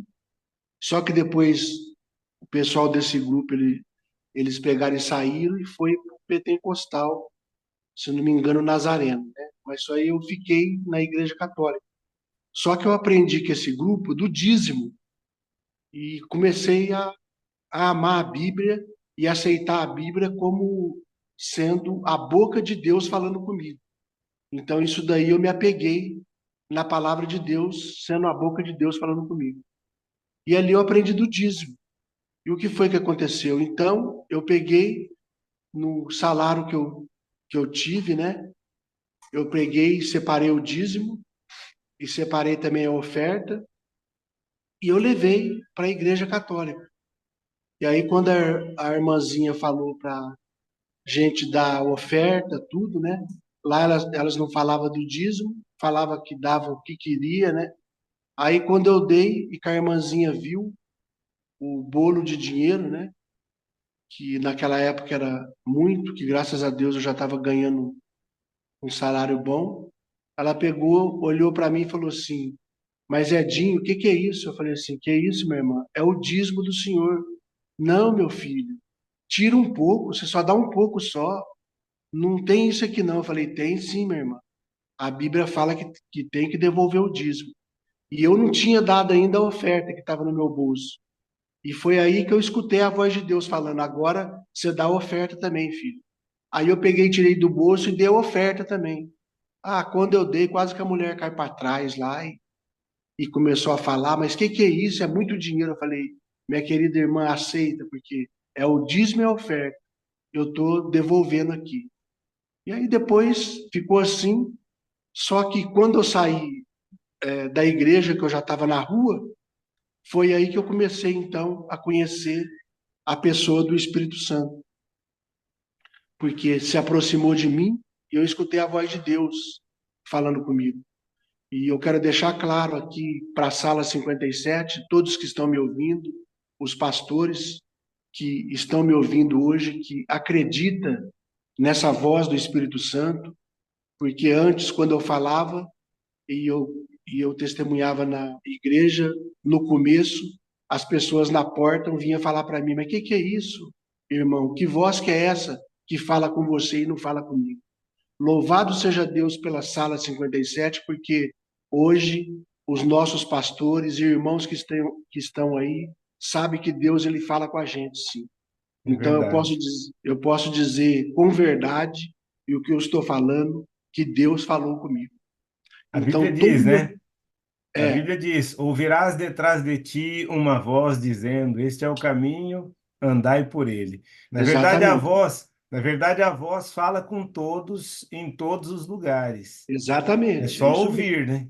Ouvir e obedecer, né? É isso mesmo. É aí que está, pastor Esmeralda, eu ouvi e obedeci. Então o que foi que aconteceu? Como eu falei para o pastor, né? Das determinadas igrejas que eu passei, o pastor falou para não citar o nome, né? Mas eu acharia viável citar, pastor, porque o Espírito Santo está me tocando. E eu pedi gentileza para poder quebrar esse protocolo, porque se eu não falar, fica difícil. O Espírito Santo está mandando eu falar. Se Então tem você não alguém, falar, as pedras falarão? exatamente, tem alguém aí que precisa saber e ouvir isso, porque não é mal de religião que eu estou falando, de uma de nada. É o meu testemunho vivo com Deus e com o Espírito Santo, Você entendeu? não permaneceu, então, na Igreja Não, Católica. não, Recebeu a influência do Espiritismo, exatamente. Também depois não se fiquei. fixou e conheceu Jesus na Igreja Católica, mas em algum Exatamente. momento você saiu de lá e foi para outra igreja. Então, eu saí por quê? Porque nesse dia que eu dei o dízimo, quando eu estava indo para casa, o Espírito Santo se aproximou de mim. E Deus falou comigo, falou: filho, todos os céus estão felizes com a sua atitude. Você fez tudo certinho, só que tem uma coisa errada, filho. Eu falei, aí eu peguei, olhei para cá, olhei para lá, falei: quem tá falando comigo? Aí eu falei assim: poxa, é Deus falando comigo. Eu falei: mas onde então que eu errei? Você errou porque você está devolvendo o dízimo na igreja errada. Eu tenho uma igreja verdadeira na face da terra. Aí eu peguei, parei e falei assim: então eu quero essa igreja. Me mostra para mim agora que eu vou para essa igreja. Eu quero. Aí aquela voz me disse assim: no momento certo eu vou te mostrar. E depois parou, aquela voz parou e eu fiquei conversando ali e falando. Eu falei assim: poxa, eu quero saber que igreja que é essa. E eu fiquei encucado com aquilo. Só que ele falou que no momento certo. Mas só, pastor, que a gente precipita. E eu me precipitei. Eu comecei a perguntar para meus amigos de trabalho, meus amigos que eu conheço, que eu tinha: "Pô, vocês não sabem qual é a igreja verdadeira? Eu quero a igreja verdadeira, porque eu preciso saber qual é a igreja verdadeira." Aí veio um falar para mim: olha, a igreja verdadeira é a minha, entendeu? Você vai na minha igreja, que lá é a verdadeira. Eu falei assim: então, quando que tem é, culto lá, alguma coisa que eu vou? Ah, tá, eu vou marcar. Aí marcou e eu fui, né? Nessa igreja, que é a Igreja Congregação Cristã do Brasil. E nesse dia, que não era dia, né, era noite, estava tendo ali um culto ali, e lá não é pastor, é cooperador, e ele falou da palavra de Deus, que até então eu não conhecia muito da palavra de Deus, aliás, não conhecia nada, né? Ele falou e me emocionou, como o pastor de hoje aí, o pastor Paulo, né? Me emocionou muito também com a pregação. Eu também fiquei emocionado com aquela pregação. E eu chorei. E aquele amigo chegou e falou assim: olha, tá vendo aí, ó? Tá tendo batismo agora, vai e batiza. É o Espírito Santo que tá te tocando. Aí eu peguei e falei assim: ah, é? Eu falei: então eu vou batizar, porque eu já quero sair das águas e amanhã eu quero pregar. Amanhã eu já quero sair testemunhando, quero sair falando de Deus. E eu peguei e fui, e ali eu batizei, né? Naquela vontade de sair para pregar. E aí eu comecei, então, que era aos domingos, né? Eu ia na igreja e conversei ali com meu amigo. Eu falei: poxa, quando que a gente vai sair para pregar? Ele falou assim: não, irmão, aqui a gente não sai para pregar. É o Espírito Santo aqui é que prega. Aqui a gente não sai, não. Não tem isso na nossa igreja. Aí eu pensei assim: mas espera aí. Eu vi uma vez na palavra de Deus que Deus ele fala: ide e pregai o evangelho. Tem alguma coisa errada. E aí eu comecei a me entristecer meu coração, e, e eram umas coisas que ele me falava, né? Olha, aqui a gente só tem que amar os irmãos da igreja, só os nossos irmãos aqui, e, e é assim, entendeu? E eu falei: como só amar os irmãos da igreja? Não, a gente tem que amar todos. Deus pediu para a gente amar todos. E meu coração começou a entristecer, e eu não estava mais comendo, e a minha mãe começou a falar comigo: que religião é essa, meu filho? Você tá, parece que você perdeu a fé, você está estranho. E realmente eu comecei a ficar estranho, porque não era aquilo que eu estava vendo da palavra de Deus. E aí um domingo eu ajoelhei com tanta fé, eu falei: Senhor, me mostra, não é possível, Pai, tem alguma coisa errada. E aí eu fui para a igreja naquele domingo, e o cooperador ele falou assim: vamos abrir a palavra de Deus em Lucas capítulo tal e versículo tal. E eu procurando na Bíblia, não tinha aquele capítulo, não tinha o versículo, e naquele momento, de novo, eu escutei aquela voz que tinha falado comigo. Falou assim: filho, tá vendo? Não é aqui, filho. O Espírito Santo jamais erraria o capítulo e o versículo da Bíblia. Não é aqui para você estar. Eu peguei, olhei para trás, pensando que era alguém que estava falando comigo, e eu falei assim: mas, Senhor, e esse povo, essas pessoas aqui? E aí aquela voz me diz: essas pessoas aqui assim como você está me ouvindo minha voz hoje, antes da porta da graça se fechar, filho, aquele sincero aqui dentro, eles também vão sair. Mas agora eu te peço, vai embora, sai. E eu não sabia o que ia acontecer depois daquilo. Eu só sei que eu saí chorando e eu fui embora. Só que eu fui para uma praça. E eu acredito e tenho certeza que eu fui levado pelaquela praça pelo Espírito Santo. Porque quando eu cheguei naquela praça, muito angustiado, uma angústia mesmo de coração, e clamando a Deus e falando, Pai, e agora? Que rumo que vai ser a minha vida? O que que o Senhor vai fazer da minha vida, Senhor? Para onde que eu vou agora? Eu não sei mais nada. E aí, quando eu estava naquela angústia, eu senti no meu ombro uma mão. E quando eu olho, pastor, era um anjo de Deus, um adventista do sétimo dia. E aquele adventista do sétimo dia, ele me disse assim: eu vim para falar de Deus para você, meu amigo. Aí eu pensei, mas da onde que surgiu esse rapaz? Eu falei, você veio para falar de Deus para mim? Então, pelo amor de Deus, fala, meu amigo. O que que você tem aí para me falar de Deus? Não, eu não posso agora porque eu estou trabalhando e eu estou vendendo sorvetinho, né? Que naquela época chamava chup-chup, não sei como é que chama na região aí.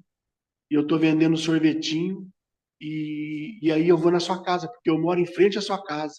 Eu falei, não, meu amigo, quanto que é essa caixa aí que eu compro tudo, porque eu quero ouvir de Deus agora. Aí ele pegou e sentou e começou a falar para mim da palavra de Deus e os 10 mandamentos. E quando ele falou do sábado, e que eu já tinha escutado o Espírito Santo me falar a respeito do sábado, dos mandamentos, mas eu não sabia aonde. Só que quando ele me falou do sábado, eu lembrei. Eu falei, poxa, o sábado, olha aí. Eu falei, rapaz, onde que é a sua igreja? Eu quero ir lá e batizar. Ele falou, não, não é assim que batiza, não. Você tem que aprender mais. Eu falei, não, eu tenho certeza que é essa a igreja de Deus. Aí depois ele pegou e começou a me dar estudos bíblicos, e eu perguntei para ele, e agora? Para onde que a gente vai? Que igreja que a gente vai? Ele falou assim, então, você viu ali na praça que a gente estava? Eu vi. Você sabe aquela tenda que tem ali em frente da praça? Eu falei, sim, vi aquela tenda também, eu sei. Então, aquela lá é a nossa igreja. É ali que a gente está congregando agora. Porque a igreja adventista, ela faz tendas e depois a gente constrói a igreja. Eu falei, poxa, naquela tenda? Eu falei, é. Eu falei, então tá bom. Aí eu comecei a ir na tenda, né? E ali foi onde eu conheci o pastor Enio, que ele estava fazendo ali as partes do evangelismo. E ali, então, começou a minha carreira cristã. Eu me batizei nessa tenda e ali, às noites, eu dormia ali junto com outro irmão para cuidar, porque eles jogavam muita pedra, né? E queriam rasgar ali a tenda. Então, a gente fazia esse revezamento. E E nessa tenda, pastor, não só é, se batizou, mas foi morar na tenda. fui morar na tenda, exatamente. Entendeu? Então, A gente vê assim só antes de você continuar, Edson, qual é o critério para se escolher uma igreja, né? A é, gente vê que os critérios são muito variados, né? Que as pessoas usam para escolher uma igreja. Alguns escolhem a igreja porque é tradição familiar. Meu pai dizia isso para mim. Só seu bisavô já era dessa igreja, seu avô, você tem que ser também. Então, alguns usam esse critério, né? Tradição familiar. O critério que outros usam é a mais perto da minha casa. Tem gente que muda de um estado para o outro, lá no estado onde estava, ia numa determinada igreja, mas aí aqui não tinha, então eu estou indo nessa mesmo, lá é muito bom, Deus está em todos os lugares, né? O argumento que se usa. Alguns exato. usam também o critério de, não, eu fui lá e me senti bem, fui bem acolhido. Tudo isso é extremamente importante. Outros ainda dizem assim, não, eu recebi uma graça, recebi uma bênção, e ficam até com medo de sair e perder a bênção, né? Mas o critério é o estudo da palavra de Deus, né? os fundamentos das verdades, né? O fundamento, as colunas da verdade precisam estar na palavra de Deus, né? É verdade, pastor. E Deus É, alcançou você, colocou alguém no seu caminho, o Espírito Santo já vinha falando exatamente, para pastor. você, você sempre deu ouvidos, embora em alguns momentos tenha se precipitado, né? Mas Exatamente. você vem então para a igreja, vai morar na tenda, e aí você muda a sua vida profissional, parece que você conhece uma pessoa especial também ali na igreja. É. Então, o que que aconteceu, pastor? Dali começou a minha missão, porque hoje eu sou um missionário, voluntário, né? E graças a Deus, ele me deu condições para isso. Então, não dependo da igreja, não dependo da obra, eu dependo só do poder do Espírito Santo e de Deus me dar saúde. Enquanto eu tiver respiração, eu vou aí fazer essa missão ajudando os jovens. Por que ajudando os jovens? Porque eu quero falar para hoje, para os jovens, né? Que da minha casa ninguém era adventista até então. E eu, com 19 anos, com 20 anos, a minha mãe, quando eu falei que ia ser adventista, ela falou para mim: pega sua mala, vai embora, eu não quero você aqui em casa, não. Mais uma religião que você vai, o que, que é isso? Eu falei: ah, então tá bom, mãe. Só que eu estou batizando hoje. Que eu falei para ela que eu ia batizar, né? E aí, quando eu virei as costas, ela bateu nas minhas costas e falou: eu estava brincando, meu filho.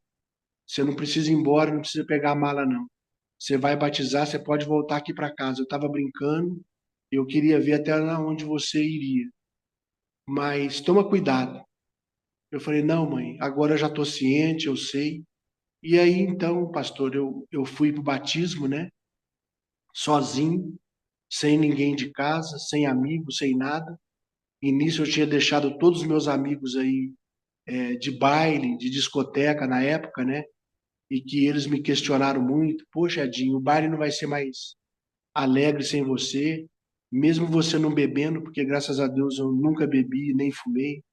E o meu pai bebia, meu pai fumava, e meus irmãos também, mas eu nunca segui por esse caminho. Graças a Deus. Então, Parece que você não foi convidado só para ser padre, né? Foi convidado para ser pastor é, também. também, então. Aí depois do meu batismo, tudo, né? Aí começou a minha caminhada e eu já, com o tempo já na igreja, passei por todos os cargos da igreja aí possíveis, né? E até então, como eu falei também, eu estava noivo, né? E estava na igreja central, na qual também eu conheci ali, e também faz parte da minha história, a doutora Raquel Fonseca, e que eu gosto de falar mesmo, doutora Raquel Fonseca, porque ela é uma pessoa assim extremamente maravilhosa. Quando eu conheci ela ali na igreja central ali, a Central de minha fé, Campinas. Campinas, a minha fé se fortaleceu mais ainda. E ali também eu conheci o pastor Assad Bechara com a esposa também, um pastor maravilhoso também ali. E depois vindo para São Paulo agora há pouco tempo na comunidade árabe, né?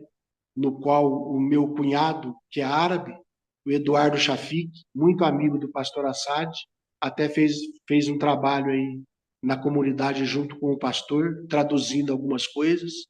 E eu quero dizer para o pastor Assad, ele vai entender o que eu vou falar, né?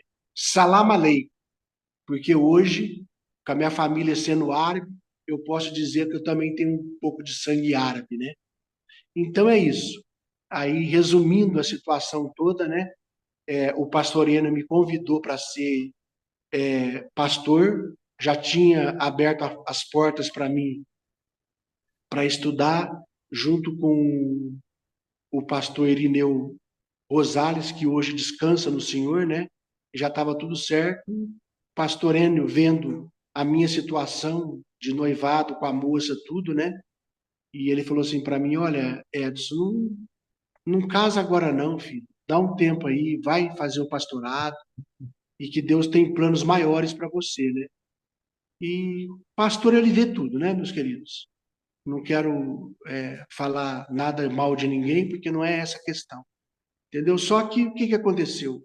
E que também é para os jovens isso, né? Porque os jovens às vezes pensam, minha namorada, eu amo, e se o relacionamento acaba, eu entro em crise, quero suicidar, né?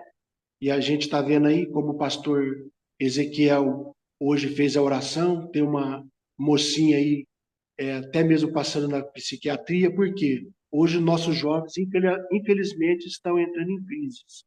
E eu falo para os nossos jovens que estão na sala e para as mães também que têm os seus filhos, fala para eles, queridos. Eu levanto aqui, ó, não sei se vocês estão vendo, a Bíblia Sagrada, a palavra de Deus. É a palavra de Deus que fortalece a gente. Se nós não acreditarmos na palavra de Deus e começarmos a olhar os prazeres que o mundo tem para nos oferecer, nós não vamos chegar no final feliz. Eu falo isso de experiência própria, porque o mundo me ofereceu muitas coisas. Empresas boas de vendas me ofereceu muito dinheiro, mas eu tinha que trabalhar no sábado. E teve até uma situação dessa que eu estava trabalhando numa empresa e eu comecei então aí a primeira prova da minha vida e com o Espírito Santo. Quando eu já estava crescendo nessa empresa, o gerente sabia que do sábado eu não trabalhava e até então veio um outro rapaz ali no lugar dele, porque o gerente teve que ir para outra região, e esse rapaz olhou para mim e falou assim: olha, Edson, sábado é o dia do seu plantão. Eu peguei, olhei para ele e falei: Marcos, você sabe que de sábado eu não trabalho. Eu sei, tanto você quanto o Joel, porque na empresa tinha outro adventista. Eu falei: então, mas justo comigo que você vai pegar, por que você não chama o Joel? Não, não vou chamar o Joel, eu quero você mesmo. E eu já vou te falar, se você não vier, segunda-feira a sua carta vai estar na mesa. Eu falei: meu amigo, nós vamos esperar até segunda-feira para quê? Me dá a carta, eu assino. Porque no sábado o meu coração é para adoração. Entendeu? Não é nem questão de trabalho, meu amigo. Eu poderia até vir trabalhar, mas só que o meu coração não vai estar. Eu não vou estar fazendo o trabalho gostoso e alegre que eu tenho aqui na empresa, então não vai dar. Ele falou: não, eu vou esperar até segunda. Resumindo, chegou na segunda, eu estava firmado com Deus, eu falei: Deus vai livrar isso daí, né? E quando eu fui dar o relatório para ele das visitas que eu iria fazer, ele pegou, olhou para mim e falou assim: você acha que eu não tenho palavra? Eu falei: o que está acontecendo, rapaz? Ele falou assim: olha, a sua carta está aqui, você assina, você está despedido. Não falei para você que se você não viesse a ser despedido? Eu falei: tudo bem, então. Assinei, saí dali e sabendo já que o Espírito Santo é vivo, eu comecei a conversar com Deus ali naquele corredor, falando: pai, o senhor sabe da minha situação, hoje eu já não tenho mais meu pai, eu tenho que ajudar minha mãe em casa. Por que o senhor foi fazer isso comigo? Permitir. Eu estava tão gostando dessa empresa, e agora, para onde que eu vou? E aí, quando eu saí na rua, o Espírito Santo veio e falou comigo: filho, para de reclamar, você tem que confiar em Deus. Você hoje testemunha, você prega, você acredita na palavra, mas parece que você não confia que eu estou contigo, eu estou dirigindo a sua vida. Você já está empregado, filho. Eu falei: mas como é que eu estou empregado, pai? Você vai para a comportagem. E, pastor, eu quero pedir até desculpa aos pastores aí, mas todas as vezes que o pastor da igreja falava em comportagem, eu falava para Deus: pai, eu não quero ir para comportagem. Nunca deixa eu ficar desempregado, porque a pessoa que fica desempregada, o pastor manda ir para comportagem. Eu não quero. Falei bem assim para Deus. Mas naquele dia eu falei para Deus, eu falei assim: pai, o senhor sabe que eu não queria ir para tal comportagem, agora o senhor está falando que eu vou para comportagem? Olha, eu vou fazer o seguinte, eu só vou se alguém da associação vir bater na minha porta e me chamar. Eu vou ter certeza que o senhor está me chamando para comportagem. Pastor Esmeraldo, pode ter certeza. Não passou uma semana. O irmão Cito, que também faz parte da minha história, ele era o gerente da comportagem daquela região ali de Campinas. Ele bateu na minha porta. E quando ele bateu, eu atendi, ele era um senhor de bigodão. Ele falou assim: oi, Eu falei assim, bom dia, bom dia. Eu queria falar com o Edson. Eu falei, é ele mesmo. É o Edinho? Eu falei assim, é o Edinho. Edinho, você está pronto? Nós vamos parar e eu vim aqui te chamar para comportar. Para comportagem, não adianta você falar nada não, hein? Eu falei assim, mas que é isso, rapaz? Eu falei assim, tô pronto sim, porque eu sabia que já era Deus, né? Aí Nasci eu pronto. fui, exatamente, aí eu fui e falei com a minha mãe, né? E falando com a minha mãe falou assim, não, meu filho, não vai mexer com isso não. O que é isso daí? Eu falei, não, mãe, é venda de livros, mas é livros evangélicos, e eu vou aprender a evangelizar também.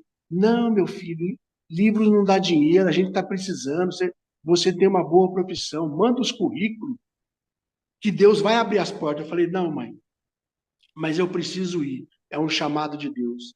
Resumindo, eu fui para a comportagem, fiquei 3 meses ali, e não é pela vendas, não, mas é pelo acontecimento que Deus ele fez na minha vida. Eu ganhei o triplo que eu estava ganhando de salário ali na comportagem, e depois que eu terminei a comportagem, eu fui chamado para ser secretário do senhor governador Orestes Quercia, que ele tinha um jornal na cidade, e eu fui ali então para fazer as partes das finanças para ele ali, de depósito, de tudo. E aí começou a minha carreira, e do relacionamento que eu tinha também acabou, né? Porque eu falei com Deus que a situação estava complicada o relacionamento, e aí Deus também se manifestou e falou comigo, filho, não é esse relacionamento que eu quero para sua vida, então você vai e termina esse relacionamento. E eu peguei e falei, pai, como é que eu vou terminar um relacionamento de tanto tempo? Que o pastor da minha igreja vai pensar de mim, os irmãos? Então eu vou fazer, mais uma vez, eu vou falar para o senhor, pai, eu não vou terminar, mas se for da sua vontade mesmo, que esse relacionamento não vai para frente, eu permito que o Espírito Santo age na minha vida. E que o senhor faça a obra, eu estou à sua disposição. Não demorou uma semana, a moça veio, ela tirou a aliança, falou que não ia dar mais. E eu falei assim: então tá bom, você segue o seu caminho, eu vou seguir o meu. Por quê? Porque eu já tinha conversado com o Espírito Santo. Então eu não podia voltar atrás. Eu não podia chorar, eu não podia reclamar nada. Só que quando eu voltei para minha casa naquela situação, a minha mãe viu a minha reação, né? Eu cabisbaixo, triste. E a minha mãe falou assim: o que foi que aconteceu, meu filho? Eu falei: mãe, o meu casamento acabou, não vai ter mais casamento, e a moça terminou e tá tudo certo. Minha mãe pegou e deu um salto para o céu, levantando a mão para o céu e falou: louvado seja Deus, meu filho. Você desculpa, eu nunca te falei, a moça pode ser muito boa, mas eu conheço você e não era para você, meu filho. Deus vai preparar uma outra situação para você, uma outra moça para você. Eu falei: tá certo, mãe, vamos caminhar. E 6 meses caminhando, então, eu trabalhava já para a Casa Publicadora Brasileira, visitando os professores, né, na região de Campinas e Hortolândia, levando os livros, né, assim, das escolas, para o professor escolher os livros letivos por ano. E eu fui numa reunião aqui na Rua Juriti, em São Paulo, né? E nessa reunião, a diretora ali, ela fez as divisões da região e eu fiquei sem nenhuma região. Ela me tirou de toda a minha região e ela deu minha região para o conterrâneo dela.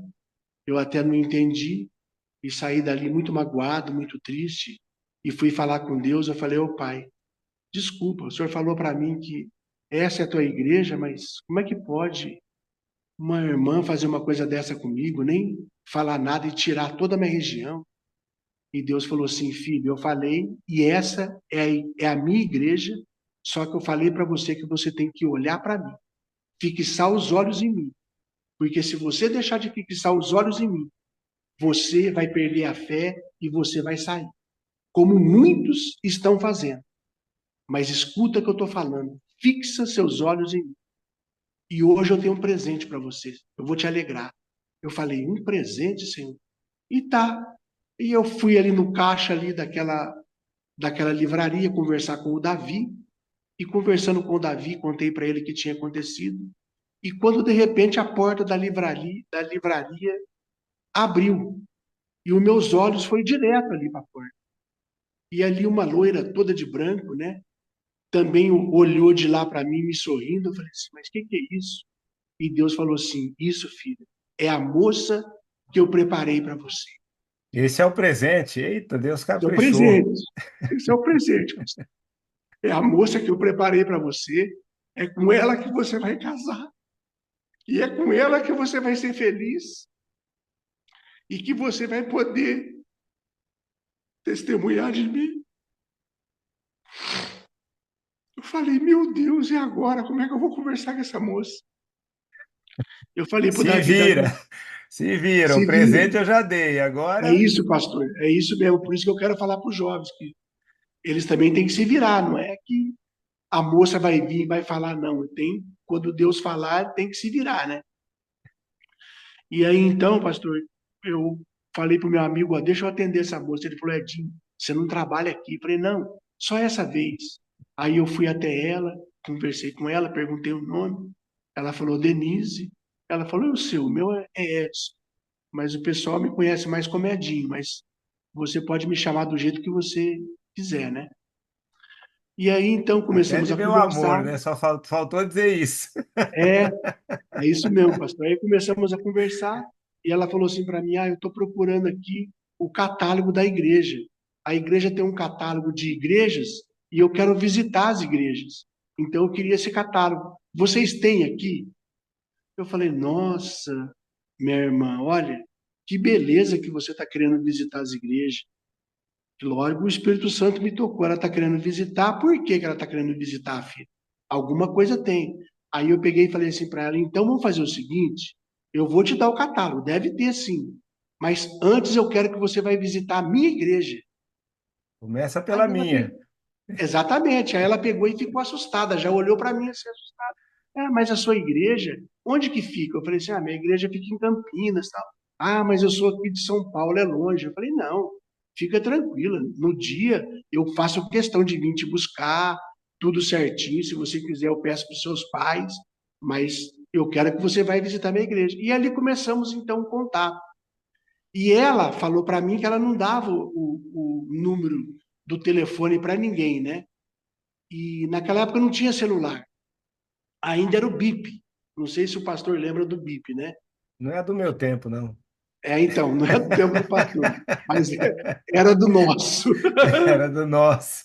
É, do BIP e o telefone fixo, né? Aí ela me deu o telefone fixo dela, e como eu não tinha telefone fixo em casa, eu tinha que ir no orelhão, e ali no orelhão, então, eu liguei para ela, e ali começamos a fazer o pôr do sol junto, a conversar, e marcamos, então, para a gente conversar para poder ver se ia namorar ou não, né? E aí marcamos, eu vim para São Paulo, né? E já numa situação bem complicada financeira, porque tinha acontecido isso comigo com a casa publicadora. Então, minha irmã tinha que me emprestar carro, às vezes um amigo tinha que me emprestar carro, e eu vinha, né? E eu vim então e pedi ali namoro, ela aceitou namorar, e quando nós saímos ali da avenida, né? Eu peguei e falei assim, poxa, eu vou dar um beijinho nessa moça agora, né? E aí, quando eu fui dar um beijinho nela, ela colocou a mão assim na minha boca e falou assim, não, Aqui não. aqui não, assim não. Eu falei, mas como não? Você não aceitou o namoro? Eu aceitei, mas primeiro você tem que falar com o papai e com a mamãe. Teve Puxa, que aquilo enfrentar ali, o árabe lá primeiro. enfrentar o árabe. Então, aquilo ali me derreteu, né? Eu falei, poxa, é essa moça mesmo. Essa eu não posso perder essa oportunidade, não. É tremendo, né? Nunca tinha acontecido isso comigo, né? E naquela época eu sempre falo nas minhas que eu testemunho, eu parecia com o Antônio Bandeiras, pastor. Eu me lembrava assim o Antônio Bandeiras. Então a É, né? situação era bem, Não é era fraco, bem não, hein? boa. Não era fraco, mas é tudo brincadeira, né? Mas aí Mas você foi falar com o pai foi. dela e Fui lá começaram a falar com os pais, namorar. enfrentei os pais, graças a Deus. E aí começamos a namorar, passamos Enfrentei, aí, quase que ele disse, enfrentei os pais, graças a Deus saí vivo. saí vivo, tá? E E aí depois, namoraram por quanto tempo? Se aí, casaram? aí namoramos por 5 anos, né? Graças a Deus nos casamos. Foi assim um casamento assim maravilhoso, árabe que eu não sabia, né? Os árabes é muito alegre. O pastor Assad Brechara, ele sabe disso que o casamento é uma coisa assim maravilhosa. E quando estava ali naquele buffet que abriu as portas ali para que eu e minha esposa entrasse, de novo eu ouvi a voz de Deus, né? Falando comigo, filho, toda essa festa eu preparei para você.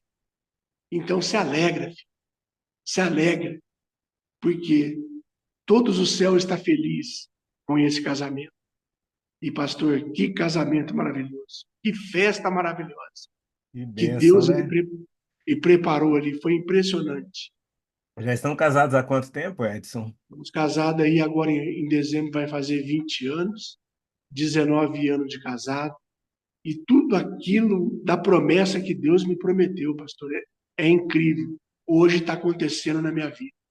É lógico que se a gente falar assim, nada de discussão, de coisa acontece no casamento, lógico que acontece, gente. Entendeu? Porque às vezes as discussões vêm, as coisas vêm, porque é comunicação.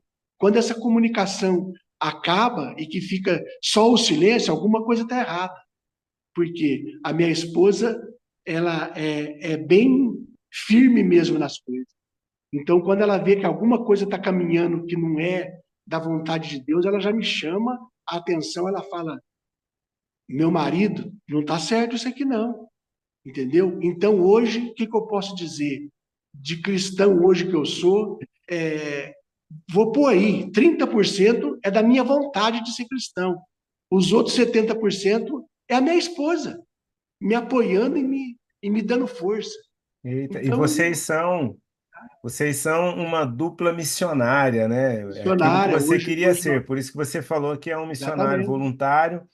Embora não exatamente, tenha sido padre, embora não tenha sido, tenha tido formação em teologia para ser um pastor, vocês exatamente, são uma dupla missionária e deram e dão muito estudo bíblico, né? Talvez tenha até com alguém certeza. aqui que tenha recebido estudo bíblico de você. Se tiver, levanta a Inclusive, mãozinha aí para a gente saber, né? inclusive, eu até convidei, né, o Odmilson, o apelido dele é Billy, que eu dei estudo bíblico para ele e também para a família toda, né? E graças a Deus hoje a família está voltando aos poucos, né? Estava meio separada, mas o Billy, que eu chamo ele de Billy, né? O Edmilson, hoje ele é um grande empresário aí na área de informática e eu só tenho alegria, pastor, porque Amém. eu encontro com jovens, né? Drogados, que eu faço também aí muito trabalho com jovens drogados. Quando eu encontro com eles, eles falam: olha, Edinho, seu testemunho me fez eu tomar decisões na minha vida. E graças a Deus eu deixei das drogas. Então isso daí me alegra muito, né? E teve aí um outro episódio que eu preciso contar antes de terminar essa, essa testemunho, né? Que também, quando eu saí para o meu ministério, eu passei em frente do presídio. Isso aconteceu em Hortolândia, num dos maiores presídios hoje da América Latina, em Hortolândia. E o Espírito Santo falou assim: entra aí, filho, eu quero que você prega aí, nessa prisão. Eu falei: mas pai, que jeito, como é que eu vou entrar? Vai que eu sou contigo. E aí eu peguei, fui na portaria ali e falei, me apresentaram ali o diretor, o Biratã era o nome dele, e eu falei com o Biratã, ele falou assim: Edson, vou falar para você, rapaz, não venha querer falar com esse pessoal aqui, não. São tudo demônio, Edson. Você não vai conseguir nada aqui, filho. E eles vão zombar de você, vão rir de você. Eu falei: mas o Biratã, se você me permitir, deixa eu vir fazer um trabalho aqui. E ele me permitiu. E eu peguei um sábado, então, fui ali o primeiro sábado para fazer o trabalho. E realmente, pastor, o que ele falou era verdade. Quando eu entrei na sala, que os presos foram colocados ali, e quando eu comecei a falar, uns falavam aleluia e queriam ouvir, e os outros mandavam, gritavam, parando. para mim parar. Então ficou aquela situação que eu não consegui realmente ali falar. E eu voltei para casa ali muito triste, conversando com Deus, e falei, pai, o que está acontecendo? O senhor mandou eu ir e eu não consegui falar. E depois naquela noite eu tive um sonho com a cadeia pegando fogo. E no outro dia Deus falou, você tem que voltar lá, filho. E eu voltei, pastor.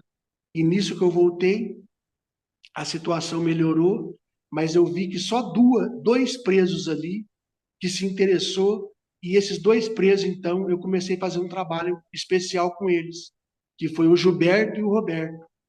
E o Gilberto, então, eu comecei a pregar para ele, para o Roberto, falar de Jesus Cristo e também da palavra, e o Gilberto começou a sair no semiaberto.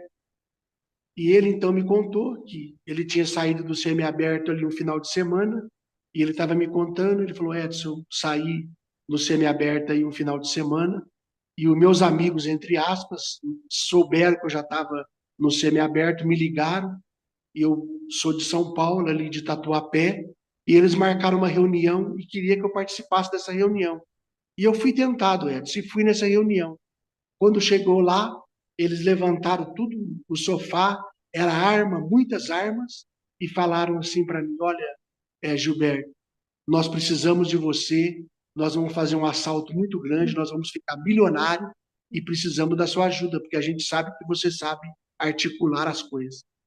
Ele pegou e falou assim para mim: olha, Edson, eu voltei para casa, rapaz, com aquela vontade de ir, mas eu escutava a sua voz falando de Jesus para mim.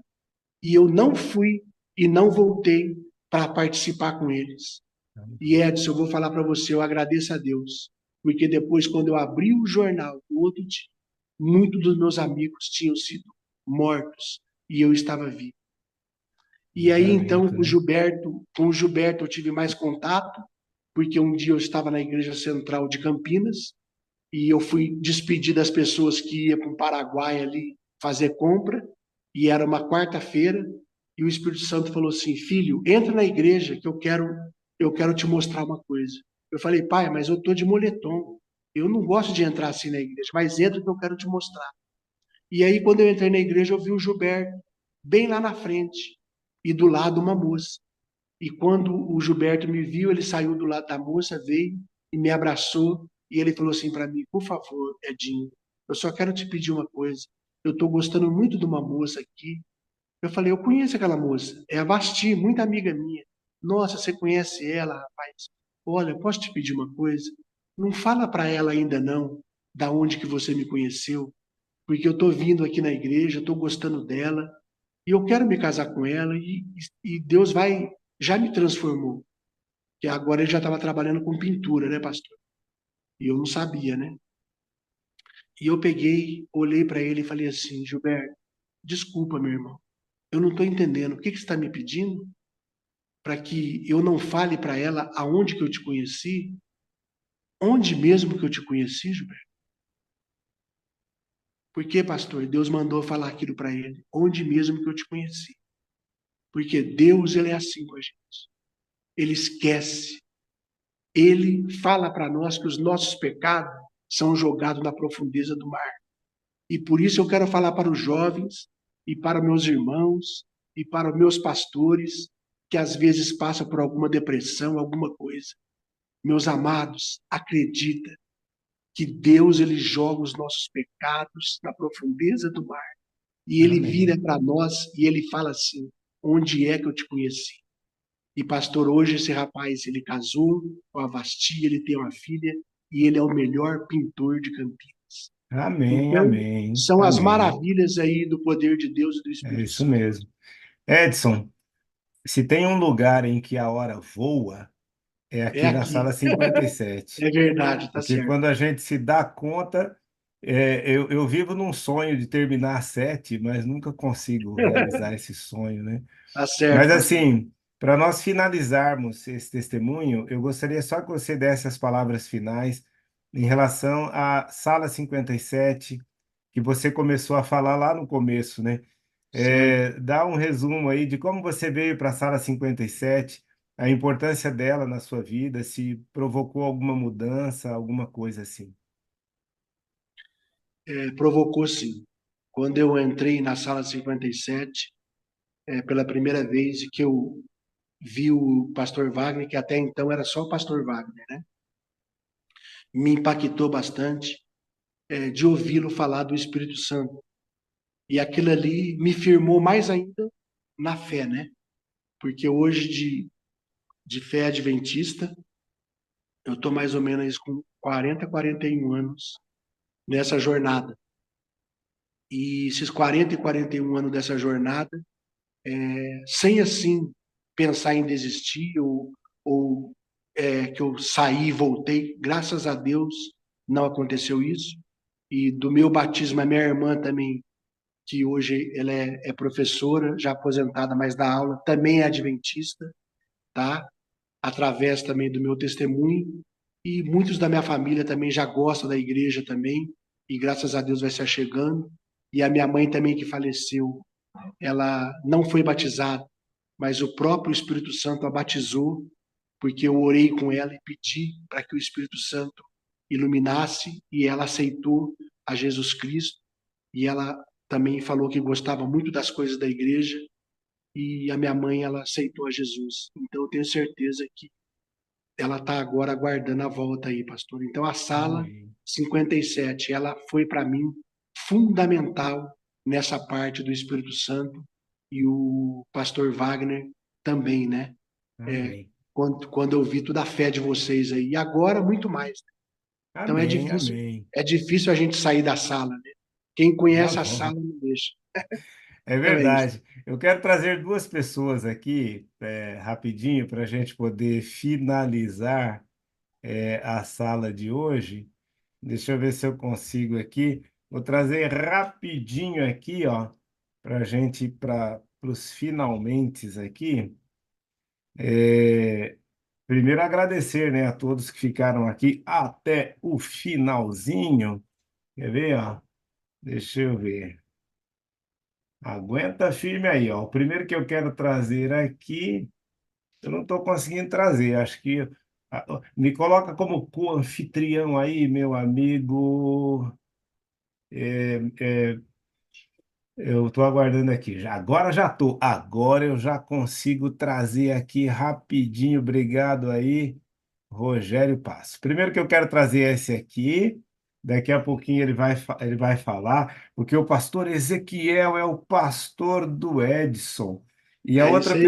pessoa, e a outra pessoa que eu quero trazer aqui, ó, É muito é, gente boa. ela vai se surpreender, mas eu quero terminar aqui mostrando a mulher que ainda não chegou em casa. A Inalda ainda está no ônibus, minha filha.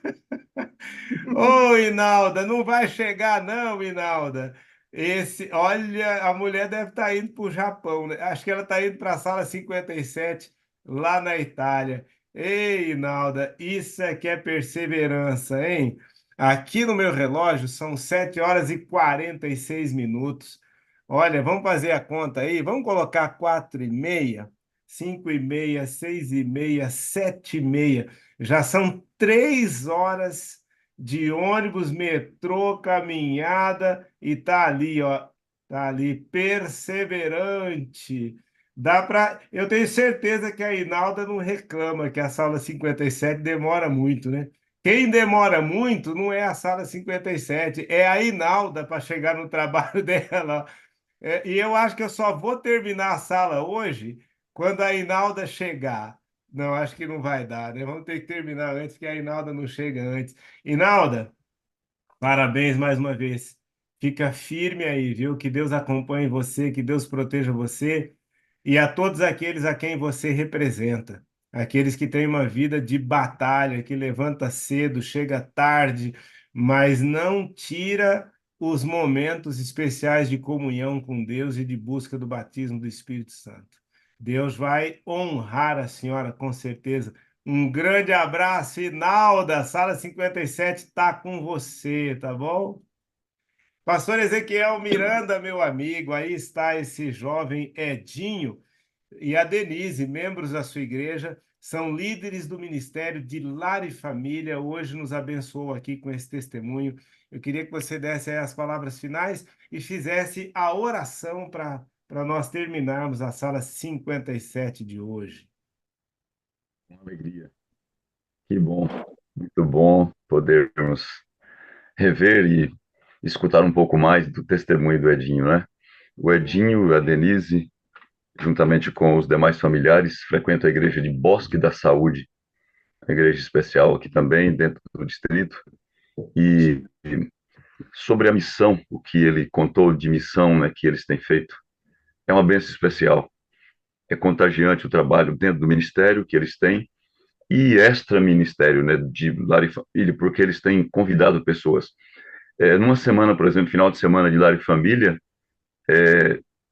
ele convidou as pessoas para essa, eles convidaram, e nós tivemos lá, assim, quase 20 pessoas convidadas por eles para atividades no final de semana de Lar e Família. Então, tem ido muitas pessoas especiais. E, Edinho, por exemplo, as pessoas que vocês estão estudando a Bíblia, né? Dentro da vizinhança mesmo, né? A gente tem ali gente que vai batizar. O Edinho até ficou falando, olha, só faltou batizar na nossa igreja, porque o chinês, né, que está batizando agora, vai batizar no outro distrito, mas vai voltar e vai chegar aqui para a nossa igreja também. Então tem muito resultado especial do poder do Espírito Santo na vida de vocês. Deus seja louvado por isso, viu? Amém, Especial. Amém. Louvado seja o nome do Senhor. Muito obrigado, Edinho, por compartilhar o seu testemunho. Pastor Ezequiel, por estar conosco hoje. Todos os demais. Eu vou pedir para que você faça a oração finalizando a sala de hoje. E depois da sua oração, eu vou trazer uma pessoa aqui que é quem vai dar o bom dia com alegria, tá bom? Ora para a gente, pastorzão. Vamos orar. Obrigado, Senhor Deus, pela bênção da comunhão que o Senhor nos ofereceu Amém, Senhor. amanhã e nos oferece cada dia e cada momento. Amém. Agradecemos ao Senhor pela vida e pela regeneração e direção que o Senhor tem dado para o Edinho, também ajudado e abençoado a sua casa, a irmã Denise, os seus demais familiares também, doutora Lilian, e toda a experiência que eles têm no Senhor, da missão do Senhor através deles, onde estão, quando estão no seu trabalho, quando estão nos hospitais, quando estão na igreja, na sua vizinhança, o Senhor continue a usá-los também, e assim fazendo também com a nossa vida, a vida de cada um desses adoradores, nós que estamos aqui, para podermos aproveitar as oportunidades, deixando ser guiados pelo bom e santo Espírito.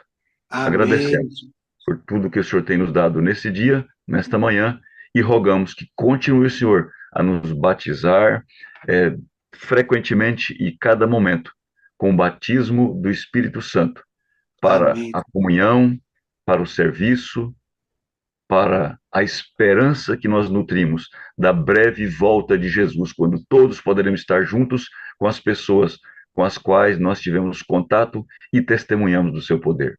Agradecemos por amor de Jesus. Amém. Amém, amém. Amo você, Edinho, amo você, pastor Ezequiel, preciso de vocês para ser feliz, vocês são a parte visível de Deus e eu creio mais em Deus porque vocês existem. Um grande dia, pastor Ezequiel, um grande dia para você, Edinho, abraço na Denise.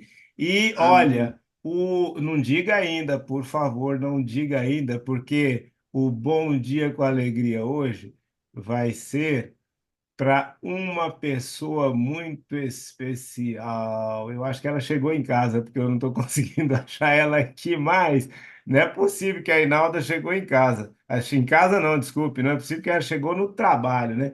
Eu ver aqui, não, ela está ali ainda. E olha, é o detalhe, o bom dia com alegria, o Rogério Paz vai abrir o microfone e o bom dia com alegria de todo mundo da sala hoje vai para quem? Para essa pessoa aqui, olha. Dá um bom dia com alegria para essa mulher que ela merece. Bom dia! Bom dia, Inalda! Bom dia, guerreira. Bom dia, Bom dia, nada, te Bom amamos dia, e bom nada. Bênção pura dia, semeadura. Nalda. Bom dia, com alegria, Bom dia, Ana Paula. Bom dia, Claudinha. Palharim. Bom dia, Claudinha. Epa, palharim. Nós te amamos. Bom dia, Jadineide. Bom dia, Bom dia, Soraya. Bom dia, bom dia. Eita, vou mandar um amor, Leila. Bom dia, bom dia, bom dia. Com muita alegria. Bom dia, Leontinho. Passou livre transmissão. Bom dia, fica aí. Bom dia, com alegria. Alegria para todos. Deus te abençoe.